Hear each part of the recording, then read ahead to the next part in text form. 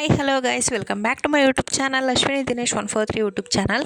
So ಇವತ್ತಿನ ವಿಡಿಯೋದಲ್ಲಿ ಬೇಸಿಗೆ ಟೈಮಲ್ಲಿ ಗರ್ಭಿಣಿಯರು ಯಾವ ರೀತಿಯಾಗಿರಬೇಕು ಅನ್ನೋದ್ರ ಬಗ್ಗೆ ತಿಳ್ಕೊಳ್ಳೋಣ. ವಿಡಿಯೋ ಸ್ಟಾರ್ಟ್ ಮಾಡೋಕ್ಕಿಂತ ಮುಂಚೆ ಇನ್ನೂ ಯಾರೆಲ್ಲ ನನ್ನ ಚಾನಲ್ ಸಬ್ಸ್ಕ್ರೈಬ್ ಆಗಿಲ್ವೋ ಪ್ಲೀಸ್ ಸಬ್ಸ್ಕ್ರೈಬ್ ಮಾಡ್ಕೊಳ್ಳಿ, ಹಾಗೆಯೇ ಸಪೋರ್ಟ್ ಮಾಡಿ ಗೈಸ್.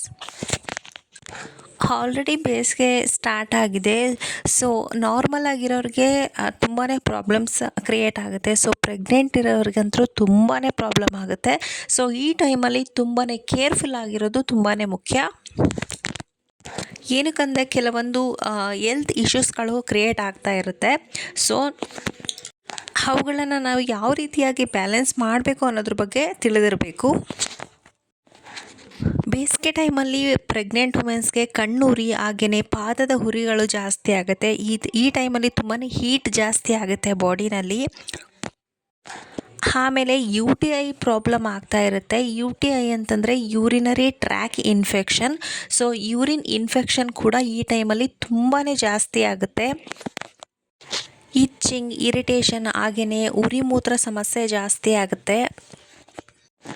ಆಮೇಲೆ ಹೊಟ್ಟೆ ತುಂಬಾ ನೋವು ಬರುತ್ತೆ. ಯೂರಿನರಿ ಟ್ರ್ಯಾಕ್ ಇನ್ಫೆಕ್ಷನ್ ಆದಾಗ ಹೊಟ್ಟೆ ತುಂಬ ಜಾಸ್ತಿ ನೋವು ಬರ್ತಾ ಇರುತ್ತೆ. ಸೊ ನಮಗೆ ಟೆಸ್ಟ್ ಮಾಡೋಕ್ಕೂ ಮುಂಚೆ ಅಂದರೆ ಯೂರಿನರಿ ಟ್ರ್ಯಾಕ್ ಇನ್ಫೆಕ್ಷನ್ ಆಗಿದೆ ಅಂತ ತಿಳ್ಕೊಳ್ಳೋಕ್ಕೂ ಮುಂಚೆ ಅತಿಯಾದ ಹೊಟ್ಟೆ ನೋವು ಬಂದರೆ ತುಂಬಾ ಭಯ ಆಗುತ್ತೆ ಕೂಡ. ಏನಕ್ಕೆ ಹೊಟ್ಟೆ ನೋವು ಬರ್ತಾ ಇದೆ, ಪಾಪುಗೆ ಏನಾದರೂ ತೊಂದರೆ ಆಗಿರಬಹುದಾ ಅಂತ ಕೂಡ ಯೋಚನೆ ಮಾಡಬೇಕಾಗುತ್ತೆ. ಸೊ ಯೂರಿನ್ ಟೆಸ್ಟ್ ಮಾಡಿದಾಗ ಗೊತ್ತಾಗುತ್ತೆ ಯೂರಿನ್ ಇನ್ಫೆಕ್ಷನ್ ಆಗಿದೆ ಅಂತ ಹೇಳಿ. ಸೊ ಅದಕ್ಕೆ ಟ್ರೀಟ್ಮೆಂಟ್ನ ತೊಗೊಂಡ್ರೆ ಅವರು ಮೆಡಿಸನ್ ಮೂಲಕ ಅದನ್ನ ಗುಣಪಡಿಸ್ತಾರೆ. ಸೊ ಅದು ಭಯ ಪಡೋ ಅವಶ್ಯಕತೆ ಏನಿಲ್ಲ. ಅದು ಸೀರಿಯಸ್ ಪ್ರಾಬ್ಲಮ್ ಕೂಡ ಏನಲ್ಲ. ಪ್ರೆಗ್ನೆನ್ಸಿ ಟೈಮಲ್ಲಿ ಯೂರಿನ್ ಇನ್ಫೆಕ್ಷನ್ ಆಗೋದು ತುಂಬಾ ಕಾಮನ್. ಹೊಟ್ಟೆ ನೋವು, ಉರಿ ಮೂತ್ರ ಹಾಗೆಯೇ ಪದೇ ಪದೇ ಯೂರಿನ್ ಪಾಸ್ ಮಾಡಬೇಕು ಅಂತ ಅನಿಸುತ್ತೆ. ಸೊ ಇದಕ್ಕೆ ಟ್ಯಾಬ್ಲೆಟ್ಸ್ನ ತೊಗೊಂಡಾಗ ಅದು ಸರಿ ಹೋಗುತ್ತೆ. ಸೊ ಇದೆಲ್ಲ ಬೇಸಿಗೆ ಟೈಮಲ್ಲಿ ಕ್ರಿಯೇಟ್ ಆಗುವಂತಹ ಪ್ರೆಗ್ನೆಂಟ್ ವುಮೆನ್ಸ್ಗೆ ಕ್ರಿಯೇಟ್ ಆಗುವಂತಹ ಪ್ರಾಬ್ಲಮ್ಸ್ಗಳು. ಸೊ ಯಾವ ರೀತಿಯಾಗಿ ಬ್ಯಾಲೆನ್ಸ್ ಮಾಡಬೇಕು ಅಂತಂದರೆ ನಾವು ತೆಗೆದುಕೊಳ್ಳೋ ಆಹಾರ ಮೂಲಕನೂ ಕೂಡ ಇದನ್ನು ಬ್ಯಾಲೆನ್ಸ್ ಮಾಡ್ಬೋದು. ಹಾಗೆಯೇ ಕಣ್ಣು ಉರಿ ಜಾಸ್ತಿ ಇತ್ತು ಅಂತ ಹೇಳಿದ್ರೆ, ಸರಿಯಾಗಿ ನಿದ್ದೆ ಮಾಡೋಕ್ಕಾಗ್ತಾ ಇಲ್ಲ ಅಂತ ಹೇಳಿದ್ರೆ ಕಣ್ಣಿಗೆ ಸ್ವಲ್ಪ ನೈಟ್ ಹೊತ್ತು ಎಣ್ಣೆ ಮಸಾಜ್ನ ಸ್ವಲ್ಪ ಹೊತ್ತು ಕಣ್ಣು ಸುತ್ತ ಎಣ್ಣೆ ಮಸಾಜ್ನ ಮಾಡೋದ್ರಿಂದನೂ ಚೆನ್ನಾಗಿ ನಿದ್ದೆ ಮಾಡಬಹುದು.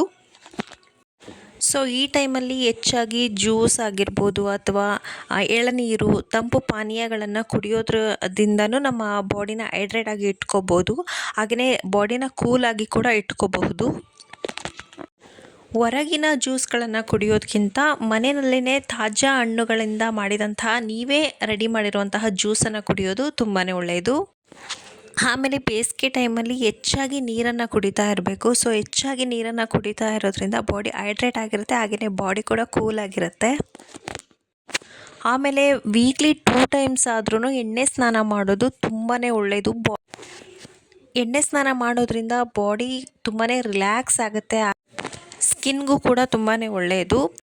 ಬಾಡಿ ಫುಲ್ ಎಣ್ಣೆ ಮಸಾಜ್ ಮಾಡಿ ನೀವು ಒಂದು 10 to 15 ಮಿನಿಟ್ಸ್ ಅದು ಅಬ್ಸರ್ವ್ ಆಗೋದಕ್ಕೆ ಬಿಟ್ಟು ನಂತರ ನೀವು ಬೆಚ್ಚಗಿನ ನೀರಲ್ಲಿ ಸ್ನಾನ ಮಾಡೋದ್ರಿಂದ ಬಾಡಿ ತುಂಬಾ ರಿಲ್ಯಾಕ್ಸ್ ಆಗುತ್ತೆ.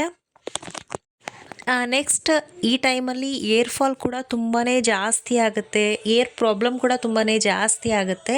ಸೊ ನೀವು ತಲೆಗೂ ಕೂಡ ಎಣ್ಣೆನ ಜಾಸ್ತಿ ಹಚ್ತಾನೆ ಇರಬೇಕು. ತಲೆನ ಹಾಗೇ ಒಣಗಿರೋ ಕೂದಲನ್ನ ಹಾಗೇ ಬಿಡೋದಕ್ಕೆ ಹೋಗ್ಬೇಡಿ. ಏರ್ ಫಾಲ್ ಕೂಡ ಈ ಟೈಮಲ್ಲಿ ತುಂಬ ಜಾಸ್ತಿ ಆಗುತ್ತೆ.